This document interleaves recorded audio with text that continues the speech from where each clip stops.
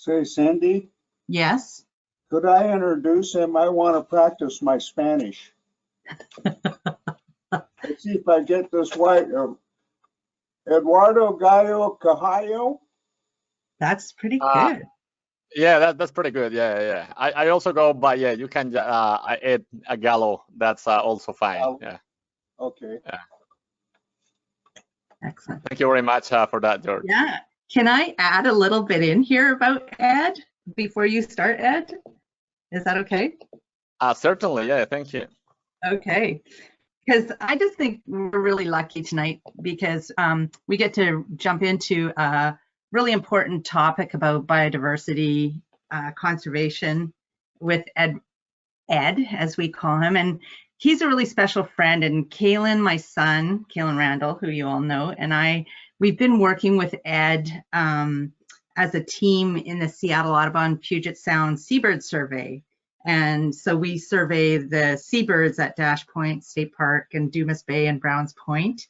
And one of the things that we learned about Ed in the last year and a half is that he's a really passionate birder. And I just really enjoy talking with him about one of my favorite topics, which is bird migration. And, you know, it's not often that you get to speak with somebody who has lived in so many places like Ed has. He grew up in Colombia and lived in Australia for 12 years, and now he's set his roots here in the Pacific Northwest and is embarking on a postdoctoral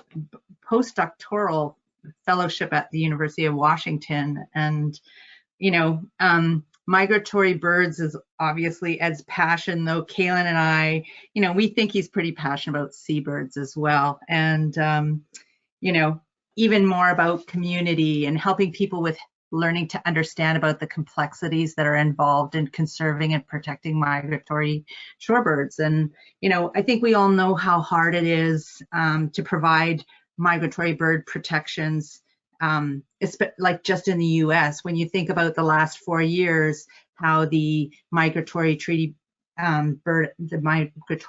Bird Treaty Act has been under pressure with the Trump administration. And, you know, so I challenge you right now to think, okay, so that's one country, but think about what it means for conservation and protection of a shorebird like a bar-tailed godwit, you know, that breeds in Alaska and then goes all the way to New Zealand to winter in New Zealand and, you know, travels and faces threats, you know, traveling across like 22 countries. It's pretty incredible. And I think, you know, Ed, with part of his PhD, that's what he researched, is international policy dimensions of migratory bird conservation in Asia Pacific, in the South Pacific, and in the Americas. And, you know, tonight he's going to touch on the understanding of the intersection of migration ecology and politics so that we can advance conservation of our beautiful shorebirds. So anyway, there you go, Ed. Can't wait to hear what you thought. Thank you so much, Cindy, and thank you very much for everyone for making it tonight. It's my great pleasure, and hopefully we can get to meet each other in an in-person meeting or presentation down the track. So I would like to first of all make very clear that the presentation that I'm going to be sharing with you today is largely based on the work of many people, not just myself.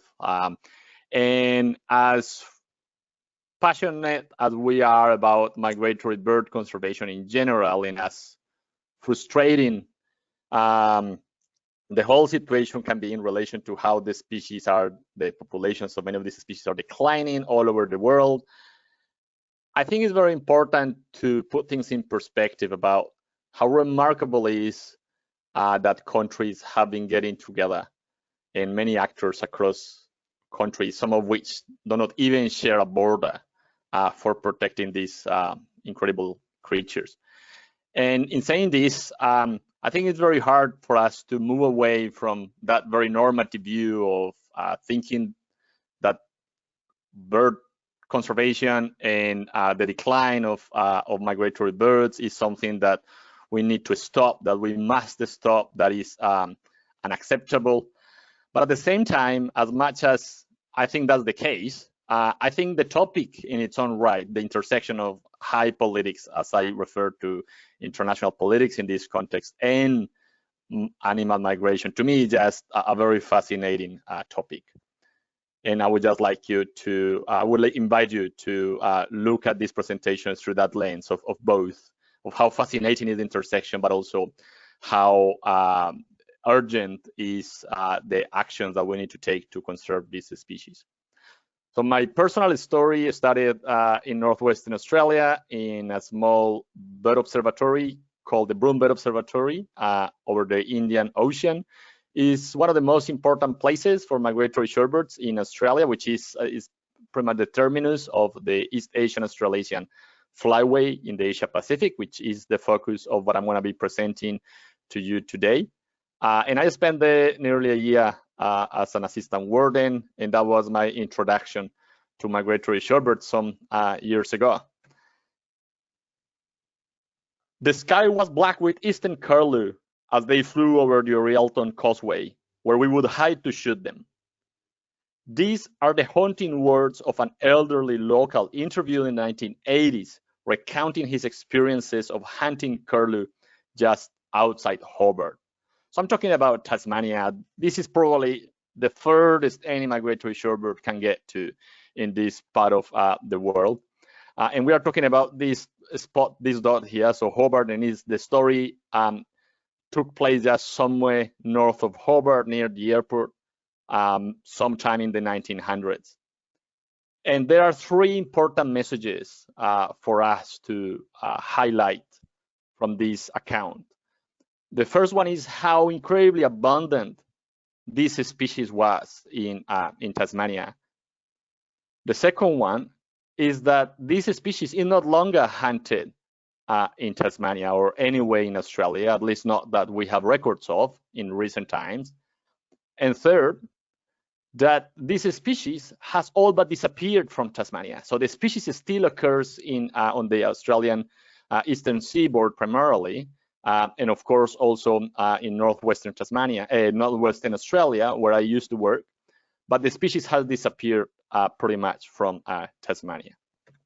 So that's a cautionary tale from the East Asian Australasian flyway, but now we have another cautionary tale of a species that didn't only decline, but actually went extinct, very likely, as we all know the demise of the Eskimo curlew, which went extinct sometime in the 1900s, with hunting having played, or presumably having played, a major role.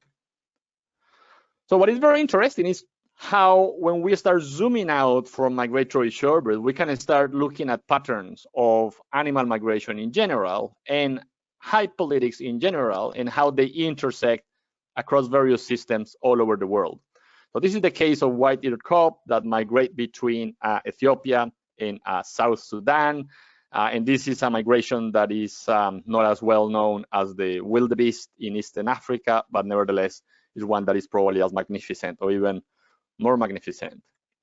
We have the case of cetaceans, the case of whales in particular. Salmon, something that is very close to our hearts and our personal lives here in the Pacific Northwest. Of course, we couldn't talk about migratory species in North America without highlighting the monarch butterflies. Of course, sea turtles are another case, bats also in the case of Mexican free-tail bats.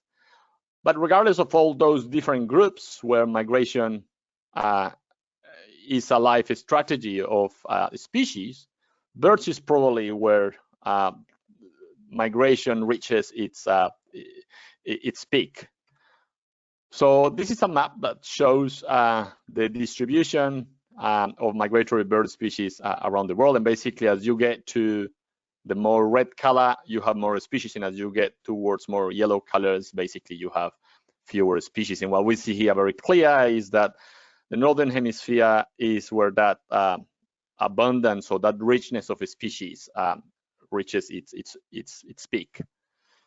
So in general, regardless of whether we are talking about monarch butterflies or raptors or wildebeest in Eastern Africa or salmon in the Pacific Northwest, they all relate to one another in the sense that the life strategy that those species have somehow has some commonalities, and is given by that cyclical movement between breeding and non-breeding places, and how those cyclical movements and patterns are also predictable to a degree.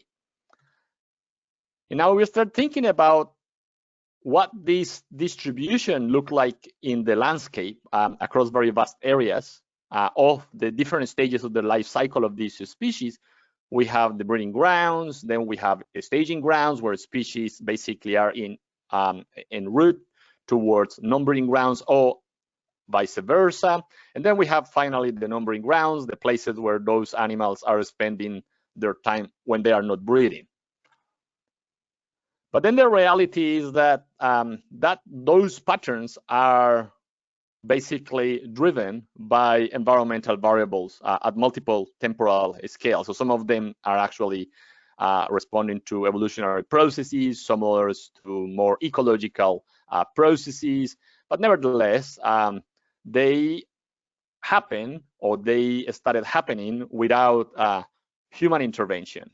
And now, what is interesting is to start thinking about how those very patterns of movement across those very large scales have been overlapping now, or we have overlapped them with something that we have created artificially, which doesn't exist physically as such, which are countries. But the reality is that that invention, which is not really something tangible, has tangible implications for migratory animals because they change the landscape and the places where they live, and it may even change their survival. So this is what happens now when we overlay those patterns of movements with what we have actually, how we actually relate to those landscapes as in political organization. And that basically, we see basically that all those various areas are dissected by different countries. And something that is important is to consider how those different countries may speak different languages, and how that may hamper or enable cooperation. The case of Canada and Australia, Canada and the US, is a very lucky example of how two countries are so close to one another in so many different ways, and how that has been a catalyst to protecting migratory birds, particularly in the case of waterfowl. But that's not the case in many other places around the world. Biogeographically speaking, China and Russia are very similar to the US and Canada, but nevertheless, those two countries are very, very different in so many different ways that makes cooperation for conserving migratory birds much more difficult. So these countries are also not only do not only have different languages, but also different political systems, different socio-economic contexts that may translate into different pressures on the ground for migratory animals. So threats to migratory species include anything from direct mortality in the way of actual hunting. Some of that can be purposive, some of that can be non-purposive, as in the case of bycatch, for instance. The case of wind turbines that also kill many migratory species.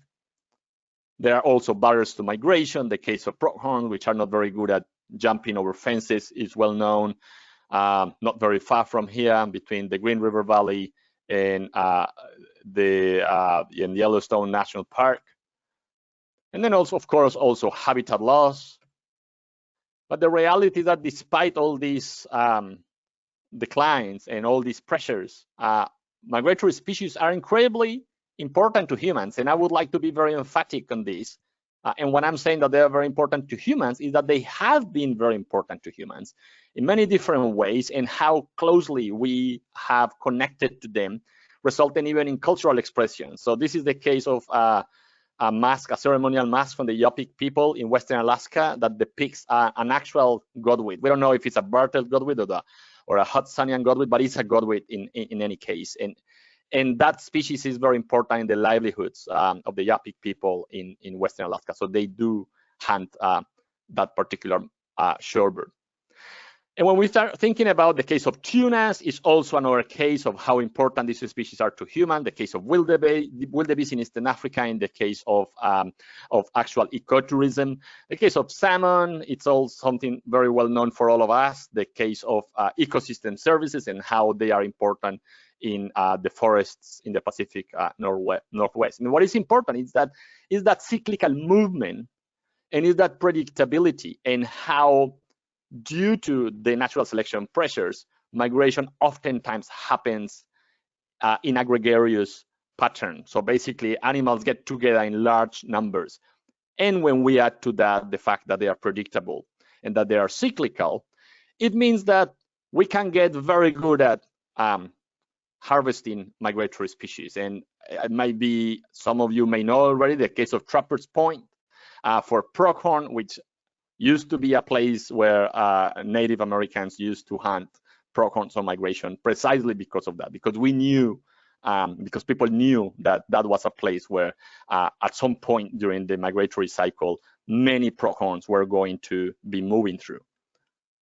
So now we have talked now about why that we have very close connections to migratory species, but also let's start thinking about what makes conserving migratory species different. And well, one is the fact that we are dissecting the areas through which they complete their life cycle. That's part of the story, but there is more to it.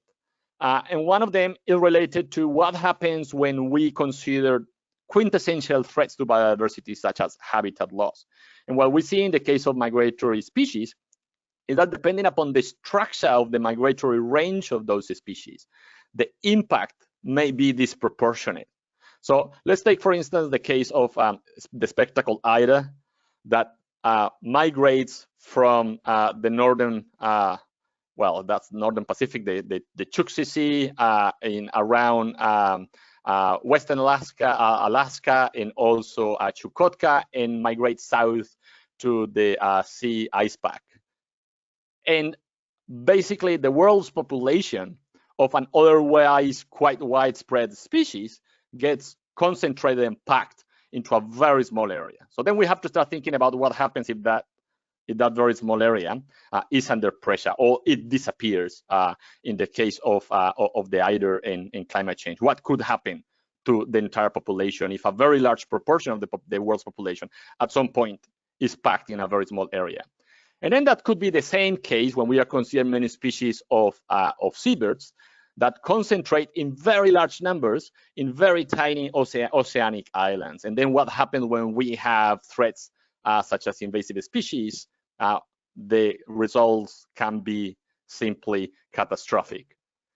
So when we are considering now and moving away from habitat loss and we are moving now to hunting, what is important about harvest is that we need to think about harvest as a cumulative impact that happens across very large scale. So it's not only enough for us to consider hunting in the breeding grounds, on the non-breeding ground, we have to consider it across the entire migratory range. And of course, you North Americans have known that for over 100 years, since Canada and the US have signed a bilateral agreement that actually laid the foundations for what we understand now to be flyways, and more specifically from an institutional perspective, the flyway councils, which actually bring that perspective into waterfowl harvest management. And then we have to start thinking about how we can open up even further what the implications are for habitat loss and how it depends on the structure of the migratory network, but also it depends on where habitat loss happens. And this is an example to showcase what percentage of the population would decline should 2 of the 5 intermediary sites or passage sites are lost, and how, depending upon which of those 5 sites are lost, we could lose anything from 50% decline to basically the entire population disappearing. Now we can see here, if we lose these 2 sites, well, we would be basically just preventing half of the population migrating this way. So basically we would lose 50%. But here we are losing only by losing 1 site. We don't need to lose these 2 sites. We can lose only 1 and we have the same effect. And if we add to that 1 more site on the other part of the network, then we have a 75% decline. And now losing 2 sites in critical points here, which we could call bottlenecks, we would be losing the entire population simply because the animals wouldn't be able to complete their life cycle. So now it's quite clear then why migratory species need international agreements, and basically because they are a shared resource. We use them in many different ways. We recognize their importance even when we don't use them because we think they are part of our natural heritage. And that means that there is an international recognized need for collaboration and coordination. So now we start thinking about how that coordination and that cooperation needs to happen across the migratory range of those species. We need to think about that has to happen horizontally, but also has to happen vertically. And then at the end of the day, it has to happen across both dimensions, vertically and horizontally. When I'm talking about horizontally, that there has to be coordination, let's say in the case of Canada and the US, there has to be coordination between the US and Canada. But then there has to be coordination across scales as well. In the case of the US, there has to be a degree of coordination within the US that encompasses the federal government and subnational units of government, such as the state governments, or in the case of Canada, provinces. And it's only when we reach that level of integration, of coordination, both across the horizontal dimension and the vertical dimension, that we can start moving towards having an effective system for protecting migratory animals. So then before I dive into the actual component of my research, I would like to explain what I mean by governance and institutions. So institutions can be understood in many different ways, and institutions can become almost a synonym of organizations. We can refer to the University of Washington as a research institution, but here this is a little bit different. I'm talking about institutions within the context of political science, and that means basically rules. It basically means rules of the game, which in this case are more or less agreed, and we're talking about basically international agreements. That's what I'm talking about. And by governance, governance includes institutions, but includes another additional mechanisms such as finance, such as the role of science, and governance basically I refer to as the system or collection of mechanisms that allow society to steer collective action towards desired goals and away from undesired goals. So in this case, the desired goal is protecting migratory species, but we have to understand as well that there might be other collective action goals that may be going against that particular goal, such as trade. So now, moving on to migratory shorebirds, we know, I guess, we are in quite an important area for migratory shorebirds, being in between the Fraser River estuary and the Columbia River estuary, two very important places, and with quite a few also good sites in between. So migratory shorebirds, around 200 species all over the world with a worldwide distribution, more or less.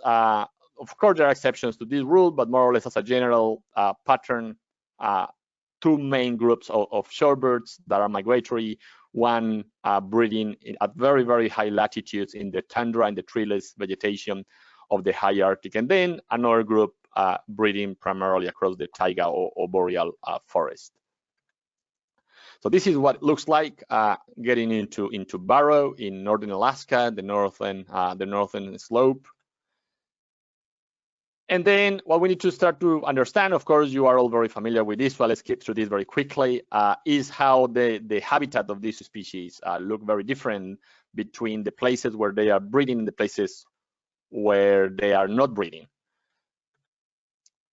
And now when we consider the movements that more or less happen along those north-south corridors, then we have more or less, people may consider finer resolutions to define those flyways, but more or less we can consider overall an America's flyway, a Western Hemisphere flyway.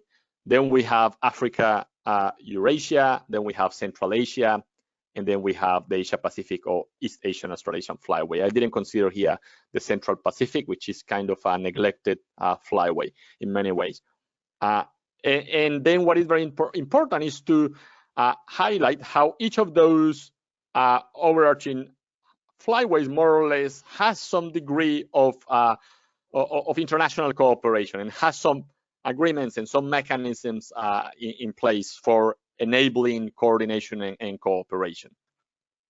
So the case of the East Asian Australasian Flyway, breeding grounds, including anywhere from Western Alaska and in Siberia, all the way south going through the Yellow Sea and the Japanese archipelago, where all these species, all these birds are stopping on migration to rest and refuel, and then eventually dispersing towards Southeast Asia and Australasia, and even as far as New Zealand. And what is very important here is to emphasize how important the Yellow Sea is in this particular flyway, and how, when we were looking at that other slide where I was showing that depending upon the structure of the migratory range, loss of habitat can have disproportionate effects. Well, that's what we are talking about. This particular flyway has an hourglass type of structure. So basically, all these animals across many species are funneling en masse through the Yellow Sea, and then they are dispersing across the breeding grounds. And then when they are migrating south, dispersing and fanning out across Australasia and Southeast Asia. And that means that losing a hectare of mudflats in the Yellow Sea is not going to have the same effect as losing a hectare of mudflats in Australia or Southeast Asia. The impact on the populations, if we lose that hectare in the Yellow Sea, is going to be much, much higher. So now we knew that some changes were going on along the coast of the Yellow Sea, particularly South Korea and in China more recently, but nobody had really done an analysis at the scale of the entire region, and this is not work that I was involved with. This was prior to the commencement of my PhD. It was done by another PhD student, Nick Murray, and basically he took up the task of actually measure the changes along the coastline of the Yellow Sea. And this is an example of the Cafoidean industrial zone near Tianjin in the Bohai Sea, which is like tucked in on the very northwestern corner of the Yellow Sea. And that's a photograph at low tide in 1975. And that's exactly the same site at low tide as well in 2010. So I'm gonna go back just for a second so that you can have a little bit of a better idea what has happened to many places that used to be very important for migratory shorebirds in the Yellow Sea. So basically, long story short, this is the map of the entire Yellow Sea, and basically all the red pixels represent loss of habitat or tidal habitat, and the blue pixels are representing gains of habitat. So basically, almost a third of mudflats along the Yellow Sea coastline has been lost since the 1950s. And basically, not surprisingly, populations of that very same species that we were talking about at the beginning, the eastern curlew, yes, unsurprisingly, has been declining since at least the 1990s.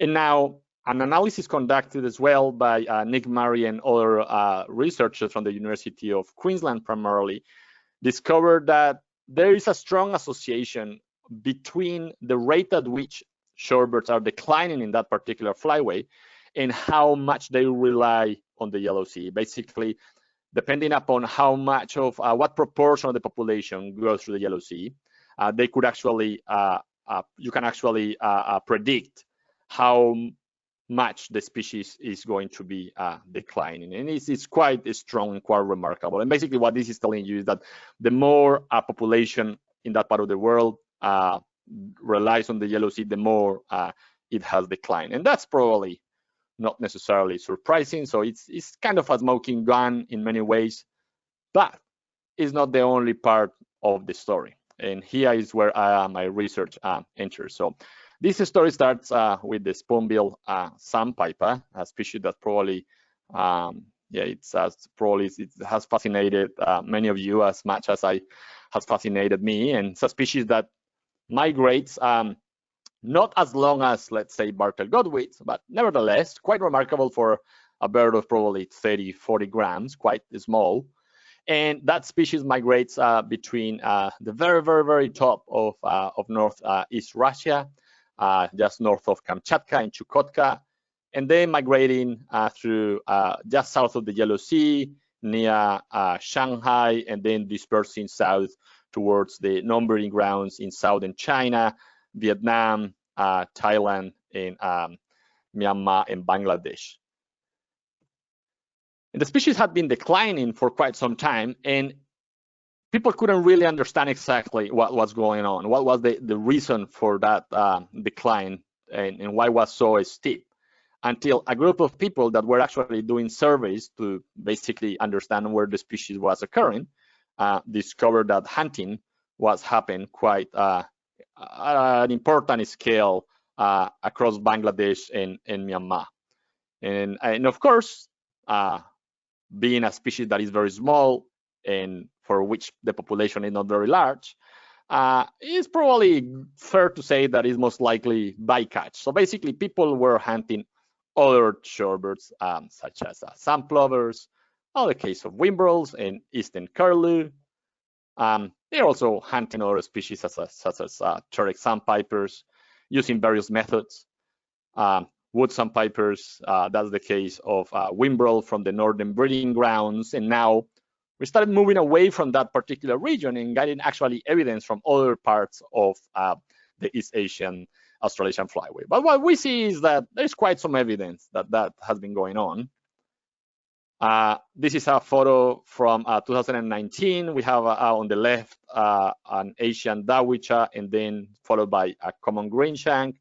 And then we have a few marsh sandpipers, and I believe somewhere on the bottom, yes, there is, I believe, a broad-billed sandpiper. And basically what this is telling us that hunting has been happening across the region for quite some time. But the reality is that, again, going back to that very slide at the beginning, when we were talking about how we need to consider hunting at the scale of the entire flyway, all what we had was just a patchwork of pieces of evidence that was not allowing us to move forward with the issue.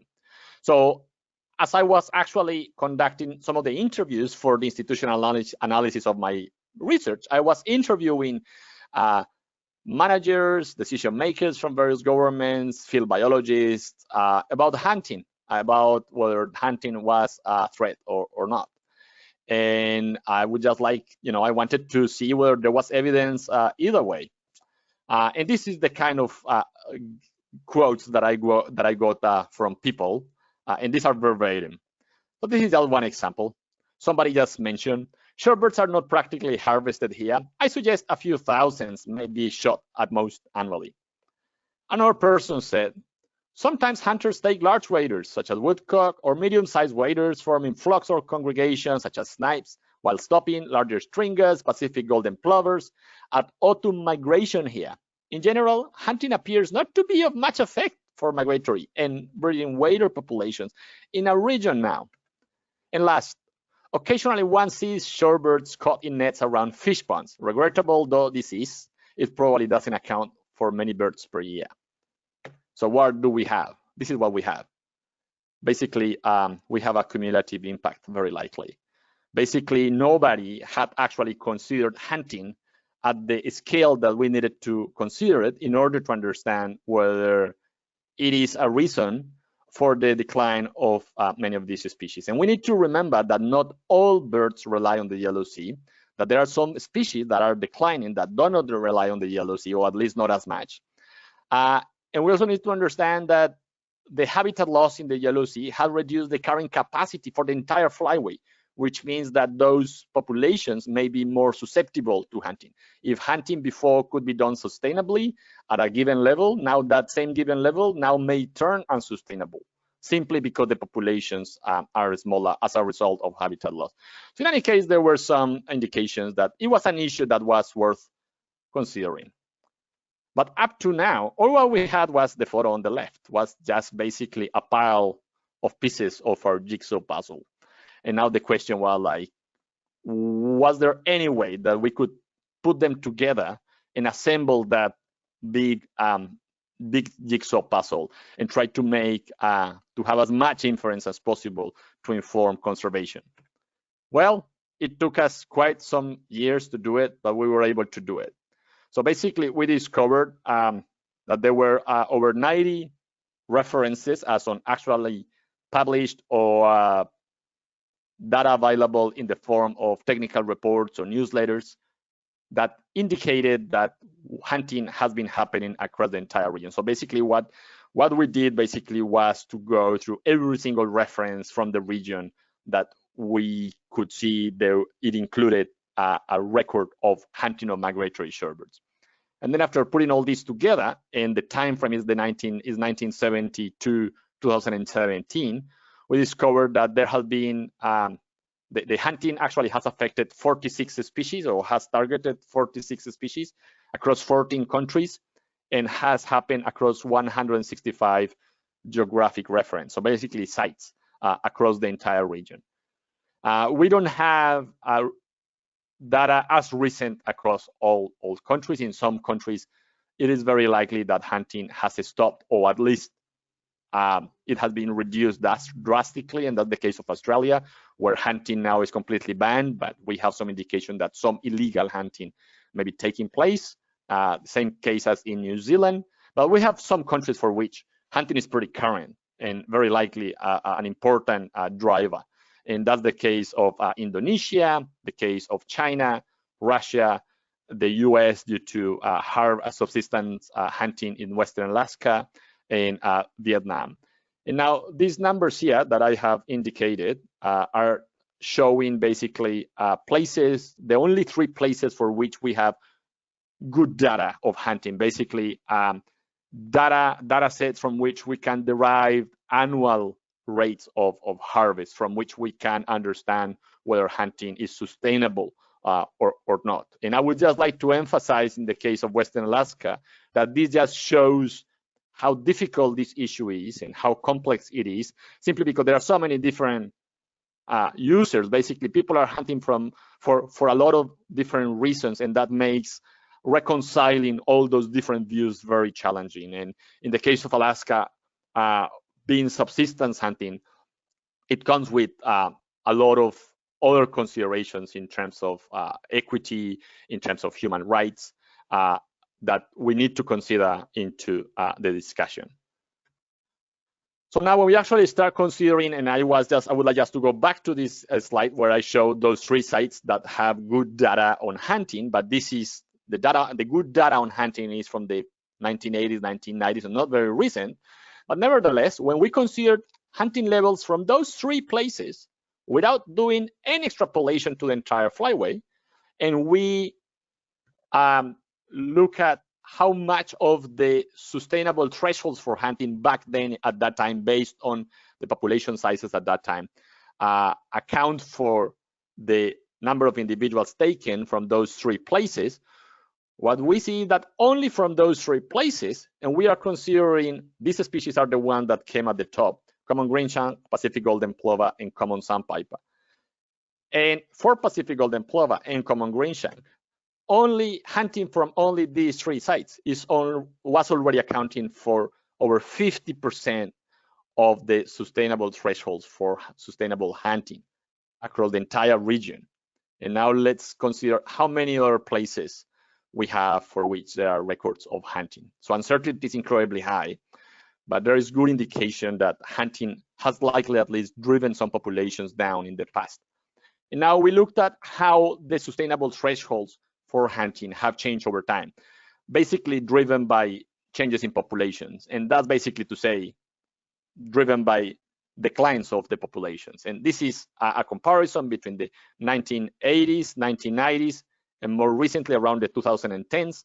And basically what we have is a dramatic reduction in the sustainable thresholds for hunting of migratory shorebirds. So 76% of the 29 species for which we were able to calculate that value have had a decline on those values. So which means that even if we hunt fewer birds today, we could still have an impact simply because they are more susceptible to hunting now.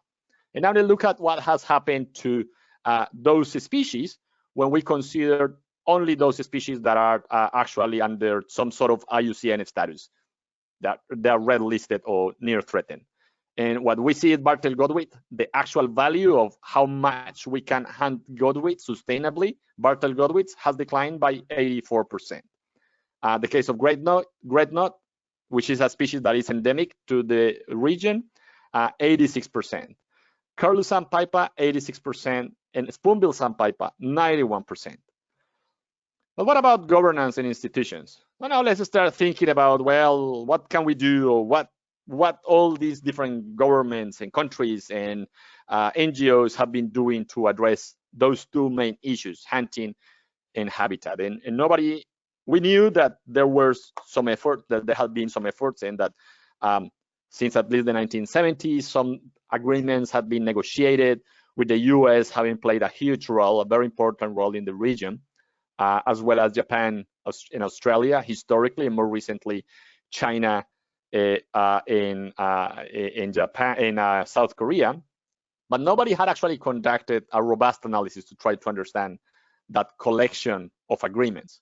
And this is what I found. What I found is that we're not talking about one agreement or just a few agreements. We're talking about 28 agreements. When we consider these agreements that are enabling coordination and cooperation and across the region, so that the bird that departs from Western Alaska lands in New Zealand safely, and that the bird that departs from Moreton Bay in Brisbane lands in the Yellow Sea safely, we need to be able to develop a network of sites that are protected, that protects habitat, that protects other threats to migratory shorebirds, such as hunting. And basically, these agreements more or less lay those foundations of that idea of enabling coordination and cooperation across the entire region. But as we will see, there are nuances to that, and it's not a perfect system. But what we have here at the top are what I call here institutional arrangements, are basically agreements. In some cases, the agreements are signed by countries. So those are the blue squares represented here at the bottom of the network. The gray lines are representing membership, basically the agreements that any given ACTA, in this case country, is a party to. And then these are the agreements at the top. The circles are representing bilateral agreements. The triangles are representing multilateral agreements. The gray and black ones are representing legally binding agreements, and the red ones are representing non-legally binding agreements. So what is very interesting is that we depart and we move away from this idea that it's only national governments that are entering these international negotiations. We also have national NGOs, such as BirdLife Australia, entering some of these agreements, or the Wild Bird Society of Japan. We have also supranational actors, the case of corporations such as Rio Tinto, but also international governmental organizations, such as the FAO. And then here, what is very interesting is an emergence of cities, same as has been happening with climate change. So city governments, such as, let's say, Seattle, for example's sake, in the case of the East Asian Australasian Flyway, the case of Brisbane, having signed an agreement with Narashino, a city in the region, another city in Japan, for which we have evidence of movement of individual birds based on band recoveries. And now these two cities have entered an agreement since 2007. And they have an exchange program. They send, the Japanese city sends a group of school students with a whole team from the local government to Moreton Bay to visit the counterpart in Brisbane. And then the following year, the Brisbane team does exactly the same, visiting Japan. So we are talking about 28 agreements and 56 actors or signatories that do not only include national governments, but also city governments and NGOs. And now let's look at the distribution and the coverage of those agreements across the entire region. And basically what we have is that pretty much the entire region has been covered. And there is a gap here, which creates lots of controversy, which is the case of Taiwan.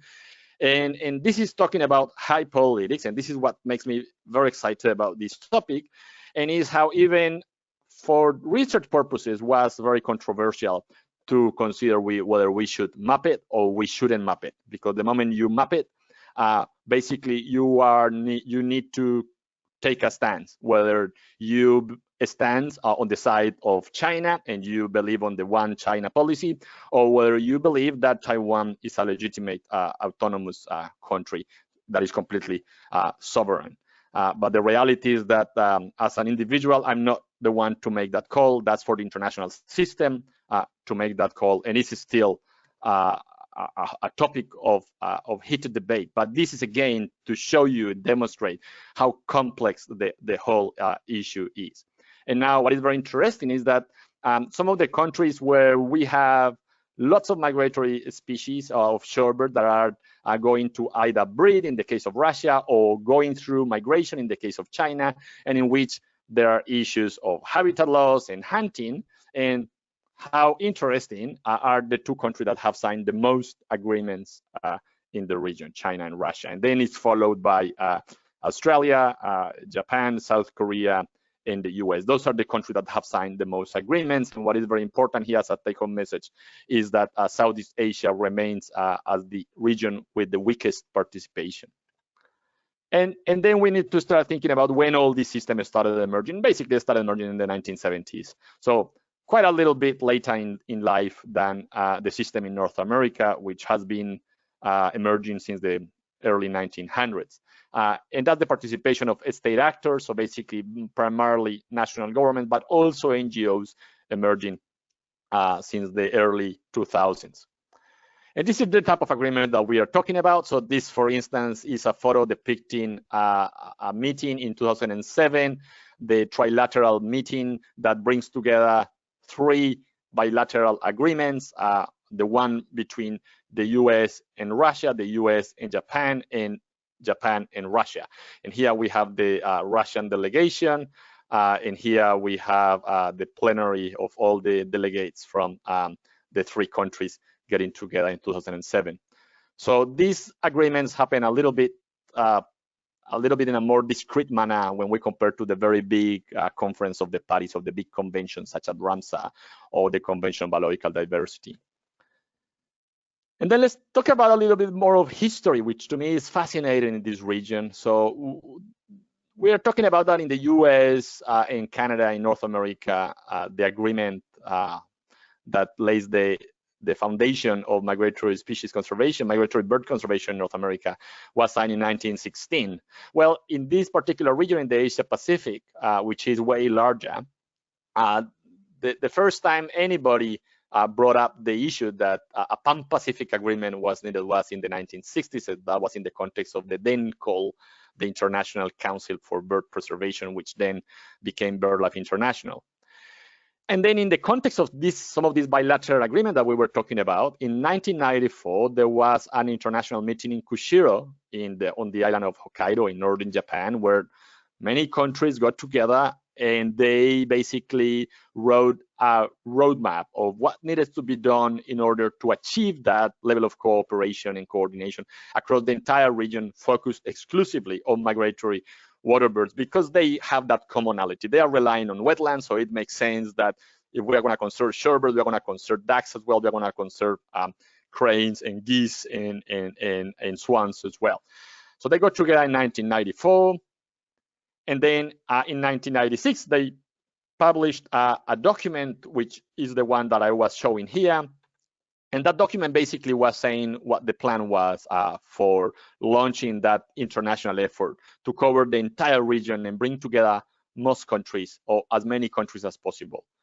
And what is interesting is that back then, there was a will to develop a legally binding multilateral agreement. That was the idea, but that didn't happen. In 2002, eventually the strategy that wasn't initially created ended up being inscribed or developed into a so-called partnership under the World Sustainable Development Summit, which took place in 2002 in Johannesburg, sponsored by the UN. And basically, this was 10 years after the Rio meeting. The Rio meeting in '92 was all about legally binding agreements. The 2002 meeting in Johannesburg was We don't believe in legally binding agreements. They haven't lived to their promise. So we need to move away from that, and we need to cast the net wider. We need to include not only national governments, but we also need to include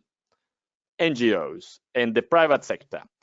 That was one of the reasons, was that there was that alternative pathway, but it was also true that the framework that was available to develop that legally binding agreement at the flyway scale was the Convention on Migratory Species. And the idea was to develop something as a subsidiary agreement under the CMS, and wasn't possible simply because Japan has very strong views against the CMS because of the position towards whaling. So again, to show you how these very high politics at the end of the day are hampering the conservation of migratory shorebirds in the Asia Pacific. So the result of that was the Partnership for the East Asian Australasian Flyway, which was launched in 2006. It has many benefits and provides the framework for conserving migratory shorebirds and ducks and geese and swans and cranes across the region. But to many, one of the issues with this partnership is that it's voluntary, it's not legally binding, which means that countries do not have to meet many obligations that they would have to if it was a legally binding agreement. The idea was to develop something similar to the African Eurasian Waterbird Agreement that protects waterbirds across the flyway in the Africa Eurasian region. And that wasn't possible because of these high politic issues, particularly driven by Japan, which was or has been a very important player. So now let's start moving towards the end, and I want to check with Cindy, how are we with time, please? We're good. I think keep going. This is so great. Great, thank you. And now, well, now we know that there is a framework. Now we know that the framework more or less addresses some of those main threats that are driving population declines of migratory shorebirds in the Asia Pacific. So, namely habitat loss and hunting. But then the question is, well, how can we start getting into actually having any sort of inference and understanding of the effectiveness, or whether we are going in the right direction or not? And that's enter the whole idea of social ecological fit. So some of you may know the concept, some of you may not. And just to make it very easy, basically, it's just academics like to complicate things, but basically is all what social ecological fit basically is a measure of the degree to which those agreements are matching the spatial scale and the provisions as in addressing the threats, in this case of migratory shorebird migration. So let's say if a migratory shorebird migrating between Australia, New Zealand, and Japan, and only Japan and Australia have signed an agreement and New Zealand hasn't, well, the social ecological fit is not as good as it could be. Basically because the entire region through which the species complete their its migratory life cycle is not protected or is not considered or covered by the agreements. So then if we get that very initial network that I showed a few slides ago, and I was showing the entire network of international agreements for the region, but that network covers lots of provisions beyond strictly speaking habitat loss and hunting. And now here what I've done is basically to get from that overarching network to get the agreements that are concerned with habitat designation, with the designation of places for conservation. So basically protecting wetlands, more or less. So that's the case of these agreements here, and we can see that automatically the number of agreements are reduced. I think it's from 28 to 19, and then hunting, I think it goes down to just over 12 or 14. I can't remember exactly the number. We can go very quickly through the notes to remember that. But the take-home message is that the framework or the collection, the network of agreements for habitat is smaller than the whole network, and the network for dealing with hunting is even smaller. And then something else that is very important is to highlight that the active participation of all these other actors, such as cities and such as NGO disappears in the case of hunting. Hunting is only considered by national governments and nobody else. And now let's just start considering, well, the institutional coverage. If we are to consider each of those species across the entire region, and then how many agreements have been signed by each of those countries, we can start to have a sense of how well covered are the migratory ranges of those species. This is at a very, very coarse resolution, and is of course not considering things like implementation, like compliance. So there is still a long way for us to understand what's going on, but it's a very first step. Basically, we are starting to peel the onion, so to speak. So this is the migratory range, for instance, as an example of the Australian prating call, which basically occurs only across these countries here, basically some countries in Southeast Asia, in Papua New Guinea and Australia. And then what I did basically was to consider how many agreements have been signed by each of those countries where the species occurs. And then in the case of the Australian practical, well, in the case of Australia, it's 7 agreements because that's how many agreements Australia has signed. And then I would do the same for Papua New Guinea. I would do the same for Indonesia. I would do the same for for Indonesia, for the Philippines, and for Malaysia. And then eventually I would be able to calculate an average. So a very, very basic exercise. And then based on that, I'm actually able to establish the average of the institutional coverage of how many agreements have been signed to by the countries across each of those species occurs. And we are talking about 59 species in total for the region. And here what we have is the number of range states or countries in which those species occur. So for instance, here is a species that only occurs in 5 countries, so very likely that the Australian prating call. And at the very end, I think it's like 22 countries or 23, and that's very likely the case of things like the red-necked stint, which occurs pretty much across the entire region. And then here what we have on the y-axis is the average institutional coverage. And the take-home message here is that across habitat, those agreements for habitat and those agreements for hunting, the take-home message is that as we increase the number of countries, the average participation of countries is reduced. Basically, what this is telling us is that the larger the region, the more countries are involved, the harder is to make them participate in these agreements. And that's probably something that in the case of North America is quite clear, that for waterfowl, the US and Canada have been doing remarkably well. But when it comes to other species that migrate south of the border, like migratory shorebirds, the story is a little bit different. And the same applies to many other species that migrate south of Mexico. So now, while we consider the average coverage of those by country across each of those species, 59 species for the entire region, on average, what we have is that habitat, migratory international agreement that have provisions for conserving habitat in general are better represented. Basically, countries have signed more agreements that deal with habitat than agreements that deal with hunting. And basically, this is starting to point us in the direction, okay, maybe we may be able to start understanding a place where we could potentially have some insights as on what could be going on that needs to be improved. And now this is the very last I'm about to finish. So this is a migratory network of, in this case, the example is the Bartel-Godwit.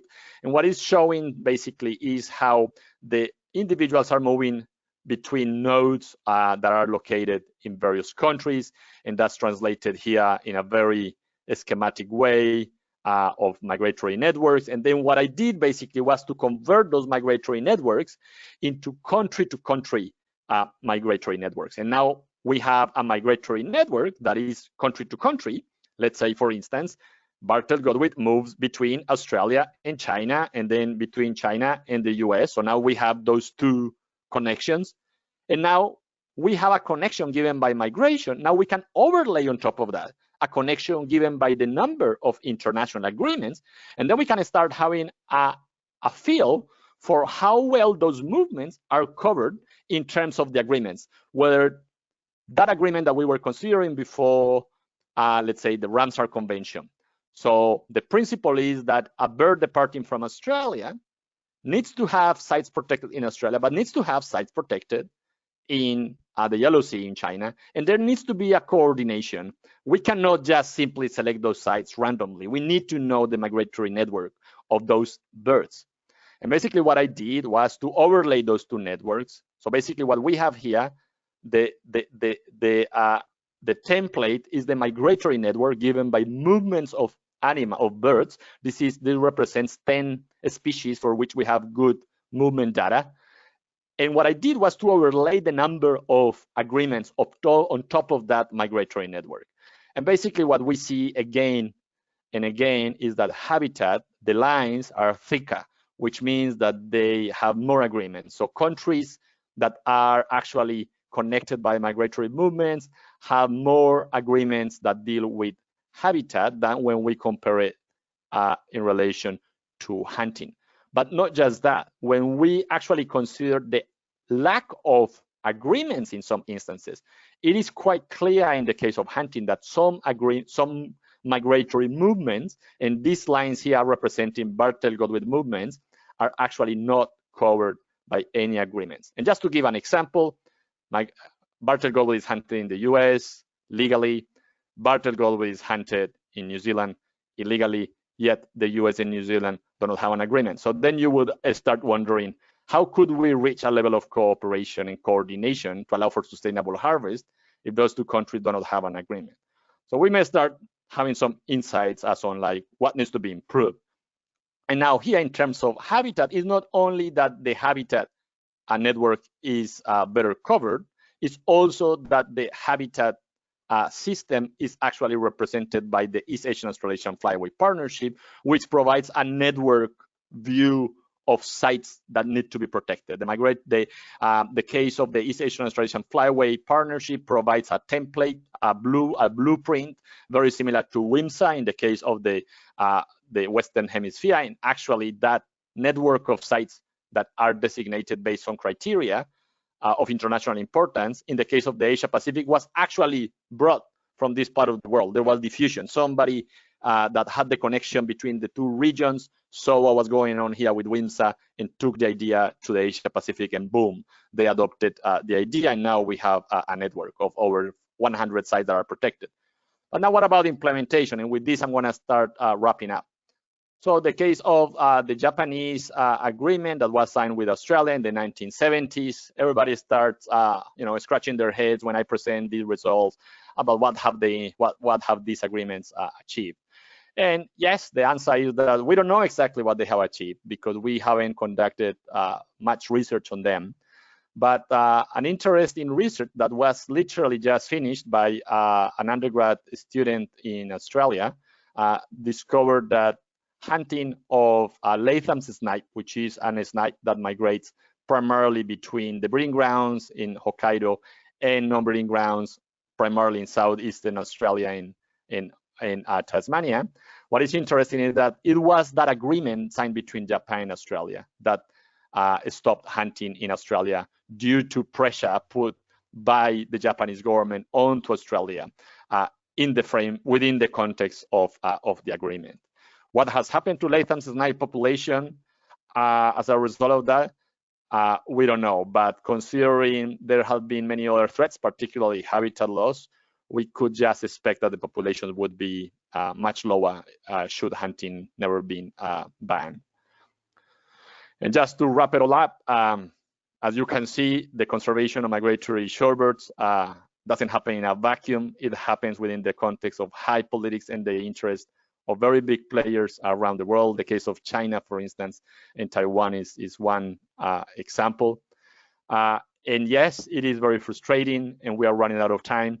But there have been lots of efforts, as is evident by the multiple agreements that have been signed in the region. And as much as we would like to see more action, to me, it's just remarkable that countries are getting together to decide the future of these tiny birds. I can get that countries sign agreements like the International Whaling Convention to protect whales because the stakes were very high because there were lots of other interests at stake. But I don't think that's the case with shorebirds. So to me, this is a signal of hope. Now, we would like to believe that as the populations keep on declining, but the conservation efforts continue, we would expect that at some point those rates of decline should slow down and eventually should start going up again. Where we are at, where this threshold is, where this line is, where we are at the moment, I don't know. I want to believe and I want to be hopeful that at some point the populations are going to start, at least the rates of decline are going to start declining. And this is a piece of work that I did as a result of my PhD. So many people were involved, and my research was sponsored financially and in kind by many organizations from across the region. And thank you very much, and I'm happy to take any questions.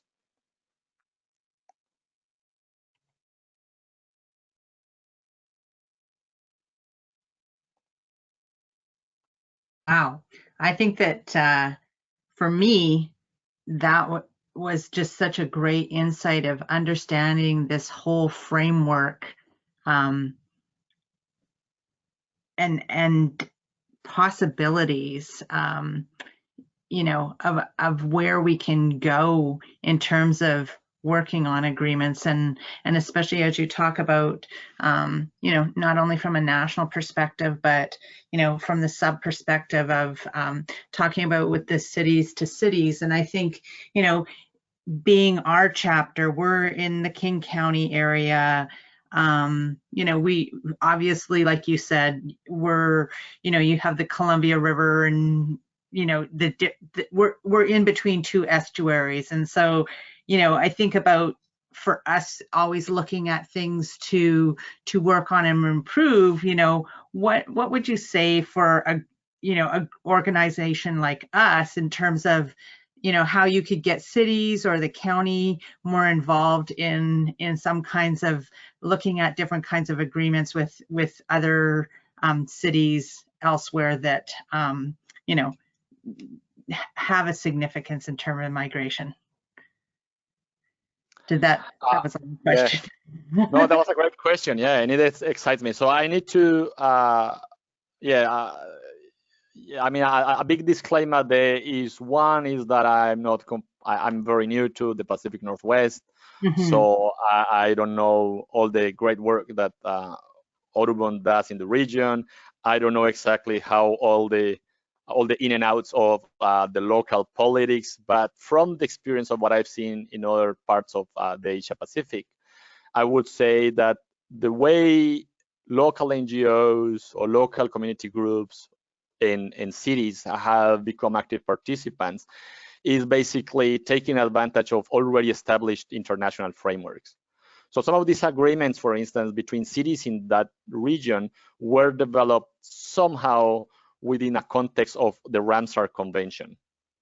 So the Ramsar Convention provided somehow the overarching structure, but of course it was the two cities themselves that developed the agreement, and they nowadays, you know, that the cities go to the negotiations of the Ramsar Convention. They have very little to do from that point of view, but it provided the legitimacy and the framework to develop the agreement. That would be one point.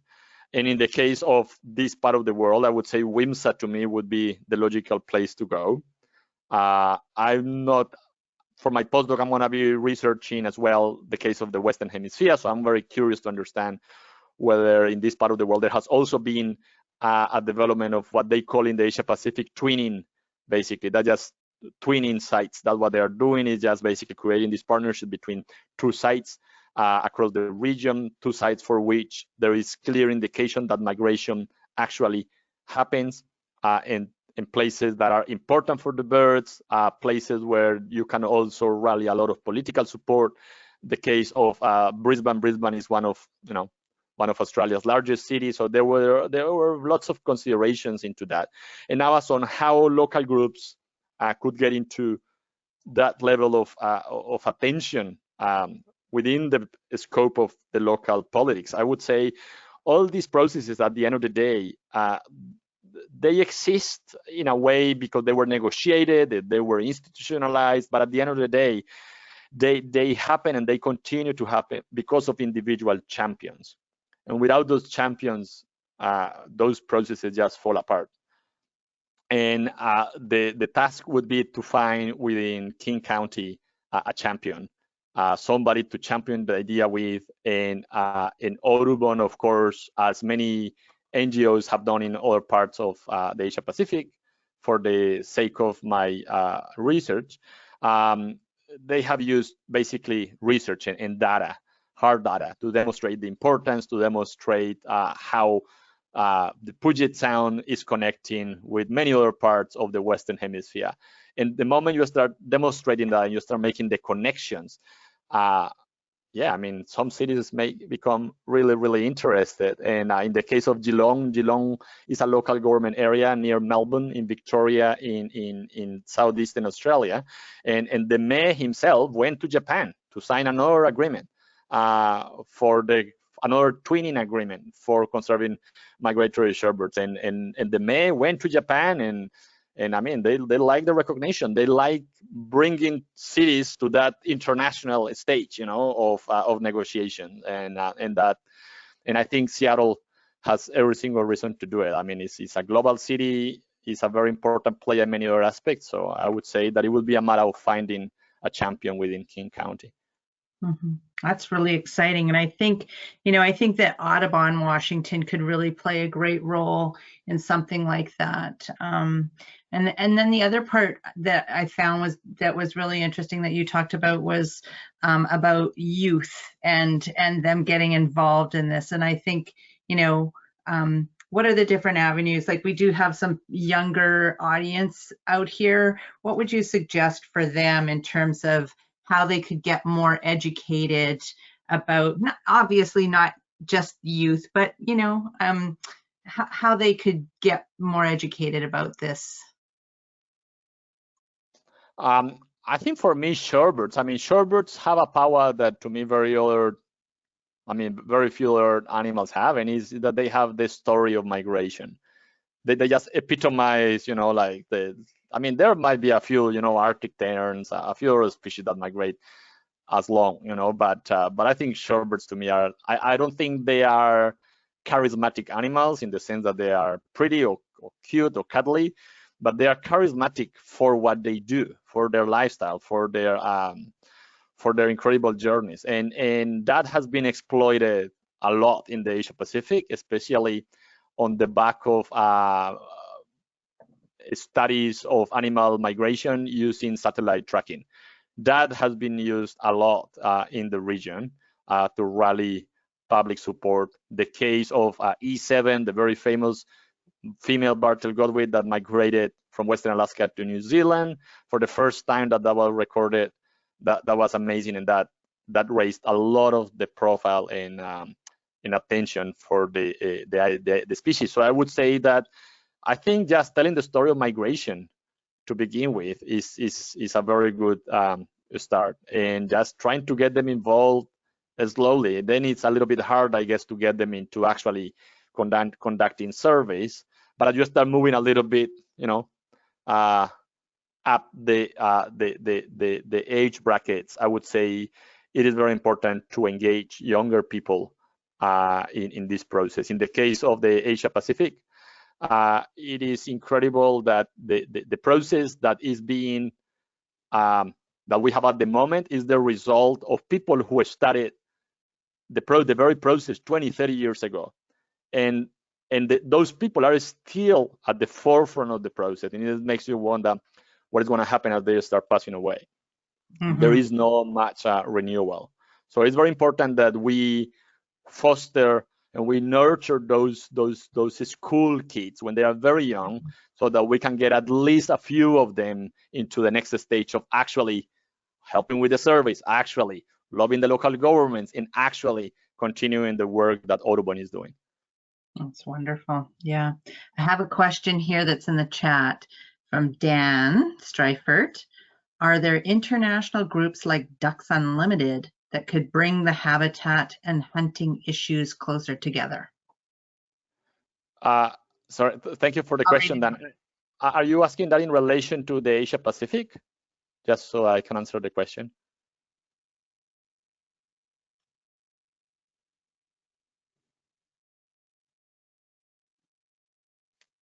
Okay, so probably I'll go with, I will assume that we are talking about the Asia Pacific, and Dan is welcome to interject or further elaborate in the chat box with a follow-up question.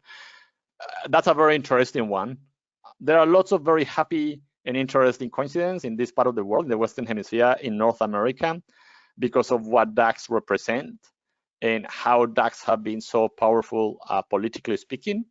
And how the US and Canada are two countries where civil society is strong, where government's technical capacity is strong, where funding relative to other parts of the world is quite higher.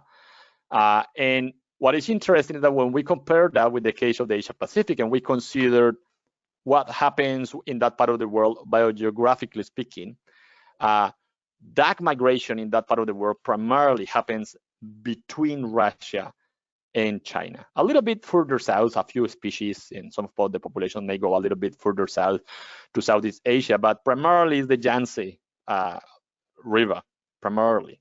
All Poyang Lake and all that region of the inland part of the Yangtze River, that's a very important region for wintering waterfowl. And then what is important to understand is that, again, China is not a country where the civil society is strong, or at least not until recently. I know things are changing slowly, but it has been much harder in that part of the world to develop something similar to what has been developed in North America, simply because, politically speaking, North America has many blessings, I would say, that has given a huge head start to conserving migratory waterfowl.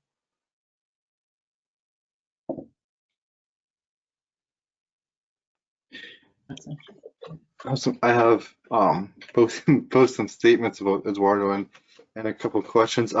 Just speaking on personal experience, being able to do the Puget Sound Seabird survey with Eduardo, and I just think that his presentation really, your presentation, just really, really symbolizes both a lot of what we've just talked about before, both from just a really broad picture scale, and also just such a detailed fine point research. Like, I think of all the times that we discuss things ranging from just scientific bird names and the different regions that people grow up and how that can influence understanding. Sorry, I'm rambling a bit here, but I think that your presentation was awesome in terms of, like I said, both the fine details of the Asian Pacific and understand and evaluating on a broader scale of all the intricate relationships and how they impact shorebirds. I'm curious for you whether maybe it's in relation to certain specific countries, what were kind of the biggest surprises that you found with your research? Maybe some things that were unexpected that you found going into it. Wow, unexpected. I think one perhaps was that last slide where I presented, that the hunting of Latham's snipe was actually banned in Australia due to the bilateral agreement that those two countries signed. And to me, that's remarkable, because to me, that tells us, I mean, it's quite the quintessential question is whether these agreements are making any difference or not. And they make a difference to the extent that countries are actually exerting pressure on one another to change their behavior. And for that particular research that was conducted by a student, what she discovered was basically that it was direct pressure from Japan telling the Australian government that because of the agreement, Australia needed to protect Latham's snipe and needed to stop hunting. And Australia were responsive, and it did stop hunting of the species. So to me, that was very telling. The second point that to me was very telling is the role of science and how the pathways through which we enable change sometimes are a little bit less obvious and a little bit more convoluted than expected. We think that the reason or why China would protect some of the habitat in the Yellow Sea would be because of the agreements per se that say that China has signed with Australia, for instance. And we would expect that is because those agreements have very clear provisions that the countries need to protect habitat for migratory shorebirds. Now, what is very interesting to me is how that actually has become or has come into effect through the role of science. So it wasn't enough that that was the provision and that people knew that those sites were important for birds. It was hard science at the end of the day what underpinned those processes. And I think that's a very, now I'm very glad that you asked that, Kaylin, because it made me realize that that's very important and very encouraging for groups such as Audubon, because in Australia, the reason why we have continent-wide data on shorebird populations and trends is because of BirdLife Australia. And BirdLife Australia has been coordinating these volunteer-based surveys for like over 30 years. And thanks to that, now we have population trends that allow us to understand how those population trends may be related to changes in environmental variables in other parts of the region, in other parts of the flyway, as in the case of habitat loss in the Yellow Sea. So some part of that continent-wide surveys in Australia was actually sponsored financially by the Australian government, and as the Australian government sponsored those surveys, sponsored BirdLife Australia, because of its obligations under the agreements with Japan, the agreement with South Korea, the agreement with China. And what is interesting is that it was only 30 years later that there was enough data based on those surveys that allowed to create a very important piece of research that became more or less, very strong, robust science that has enabled or has started to catalyze actual action in the Yellow Sea that may not be actually be happening on the back of those bilateral agreements per se. Like, for instance, two of the sites that are more important around the Yellow Sea for spoonbill sandpiper, near or north of Shanghai, were actually protected in 2019 under the convention of the World Heritage Convention, not the bilateral agreement with Australia, or not under the Ramsar Convention. No, it was under something completely unexpected, which was the World Heritage Convention. And yet China designated that site. And that has bring lots of hope because the World Heritage Convention is something that China takes very seriously, more than many other environmental agreements. So I would say the role of science and how agreements that we may not have considered in the past, they may pop as relevant simply because a country may see a better avenue to do it through that alternative agreement. And some of those agreements sometimes may be stronger. And I didn't include that in my analysis because that happened in 2019 and was after I finished collecting the data for my analysis. So yeah. So the role of science matters more than we think. It does matter, and it plays a very important role. So keep doing surveys. Sure will. Maybe as one final follow-up question to that too. Obviously, a big part of research is to be done so that further research can be conducted, or the other groups, maybe in other regions of the world, can evaluate the research that you've done and apply it to other regions.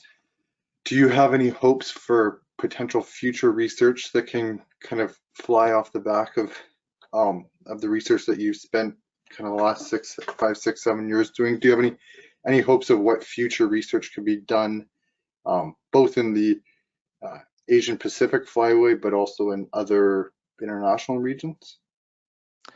Yeah, I say this publicly because I wasn't looking for that when I started my PhD. I was just passionate about shorebirds and about bird ecology and conservation. But what I discovered is that when we are talking about governance from a political science perspective, and we are talking about animal migration and the conservation of migratory animals, which is the intersection of both, it's a huge gap.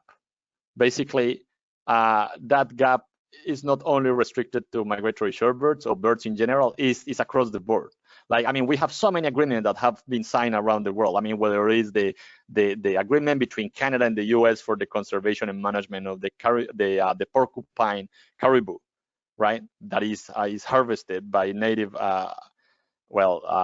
Americans.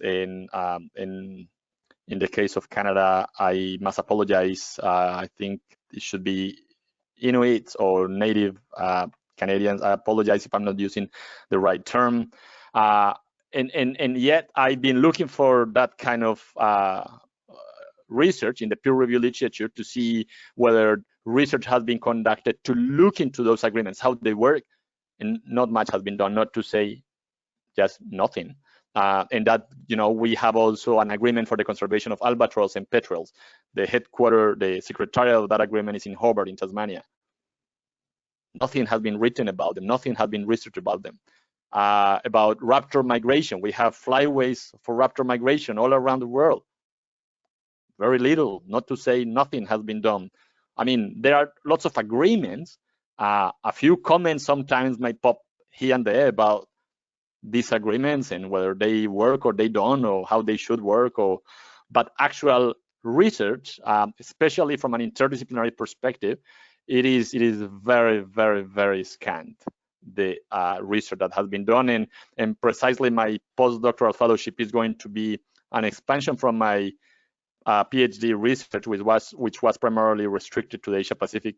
And I'm going to be doing a global comparative analysis across flyways around the world. So basically, I'm going to be comparing the flyway, the governance frameworks of the entire Western Hemisphere with the Africa Eurasian region, with Central Asia, with the Asia Pacific, with the Central Pacific.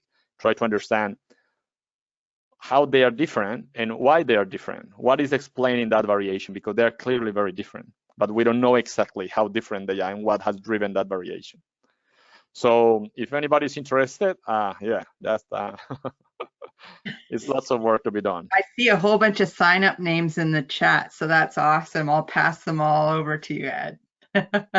This is so exciting. I just feel like, very thankful to get this opportunity to hear from you a lot more in depth about, all of what this means. And obviously with more of your research coming, I think that we're going to have you back here again so you can keep telling us more of what's going on. And I really do hope that we can engage our Audubon, not just our chapter, but also on a larger framework to get more aware of what's going on in terms of the migratory, now I'm running out of words here, but just in terms of, all the relationships that can be entailed in making a difference. So thank you so much, Ed. This was awesome. Thank you so much for having me. I really enjoyed it, and I look forward to hopefully meeting everybody in person down the track as conditions improve. So. Yeah, that sounds good. We'll have to go out on a good shorebird field trip. Okay. Absolutely. Yeah. Okay. Thank you so much, everyone. Thank you very much. Bye-bye. All the best. Bye. Take care. Bye. Thank you. You too.